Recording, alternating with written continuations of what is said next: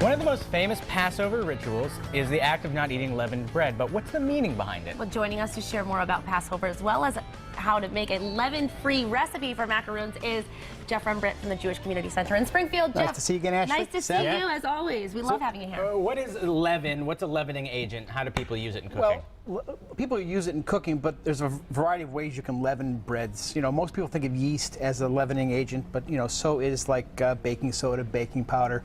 The reality with matzah, which is the replacement for bread during Passover, which is cracker thin,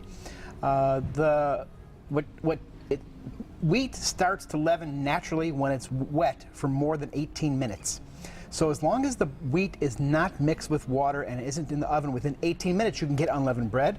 Once it's at 18 minutes, it starts to leaven automatically on its own because it starts to absorb the water, and it can't be used for Passover for matzah. So 18 minutes is the deciding. I get you. Now, what's the cultural significance of the leavened bread? Well, so Passover celebrates the Exodus from Egypt when the Israelites were slaves in Egypt.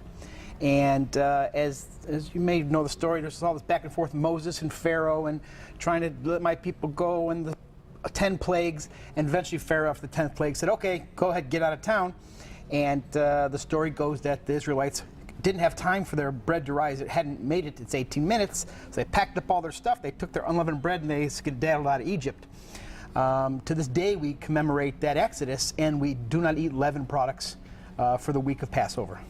And so one thing that you can make that will work for Passover is coconut macaroons. Absolutely. A macaroon, you can eat macaroons year-round. They've become a traditional Passover cookie because there is no leavening in them. In fact, there's no wheat, there's no, I guess they used to be gluten-free too.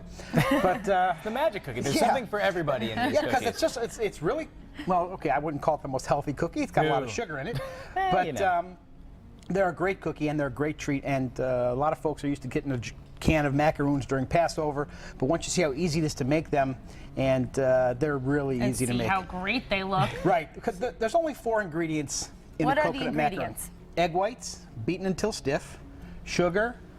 You can either use vanilla. I actually happen to use almond extract more often than vanilla because I like a little bit of almond flavor. Interesting. And coconut. That's the whole. Easy. That's the whole mix. If you want chocolate, you could add chocolate. I make, if you see over here, I made some chocolate macaroons and some white macaroons. I just add a little melted chocolate into the batter before I bake it. You can also take your regular coconut macaroons and drizzle. Chocolate coat half of them. Oh, fancy, and then, Jeff. And then That's that chocolate dries also. And when it's dry, then you have a chocolate coated macaroon. So I actually do both ways for my family Seder. We have chocolate macaroons, normal macaroons, toasted macaroons. I use macaroons. I do some with little spice to them. Maybe you can do a little red pepper flakes, add a little kick to them. My daughter likes hers with cinnamon and sugar in the batter. It's we work it out every way we can. Jeff, we need to hang out more, I think, is what this means. But so we've already whipped the yolks. It takes about 15 minutes really to whip egg yolks till they're stiff. So let's pretend this has been making a lot of racket and noise. And it was. And it was before. But it's done. And people still have time to make these. Passover starts Monday night. Monday. So this is already has the cup of sugar and some flavoring put in it. And you take, it was 3 eggs, egg whites beaten, and 3 cups of coconut. Easy to remember. It's a really easy recipe to remember. And you just fold the coconut in. Okay. And that's what this is here, and is then already we'll end folded up in coconut. with a series of it folded in just like this. And then you just take it by the spoonful and drop it on a lined tray. Bakes in about 10 minutes. You wait until the coconut, the white ones, get a little brown on toasty on the top. If you want to add a little chocolate, this is just kosher for Passover chocolate chips. So you can add it in at this point in the game. This is where you'd add it in, and you just stir. Now, another tradition this time of year, it involves a few feathers and a candle. Take us through what that means. Well, the traditional, before Passover, we want to clean our house of all what's called chametz, the non-Passover, the leavened products. And so one of the traditions that's followed, and a lot of we do with our children often, is you do a chametz hunt on the day before Passover starts. And so the traditional tools for that are actually a candle, a feather, and a wooden spoon.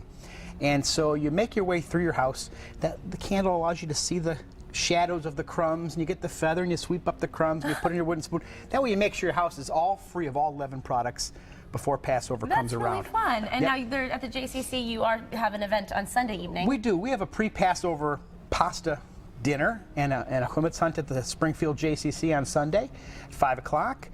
For those people who've already cleaned their house for Passover, all your leavened products are out, but you want that one little last taste of pasta before Passover starts, you can come to the JCC, you can call ahead, make some reservations, and $5 a person, $2. Kids are free. Everybody can carbo load before Passover begins. That's right, because trust me, there's plenty of carbs in Passover. It just comes in the form of matzah instead of bread. Exactly. And macaroons. And macaroons. Macaroons and matzo ball soup too, right? Matzo ball soup and all kinds of other great things. Go. Try it out, I've been Ashley. eyeing them. Okay, I know you said you're. Jeff, thank you so much. By the way, if you want thank this you. recipe, mymassappeal.com, that's our website. That's where you head later today. And up Jeff. next,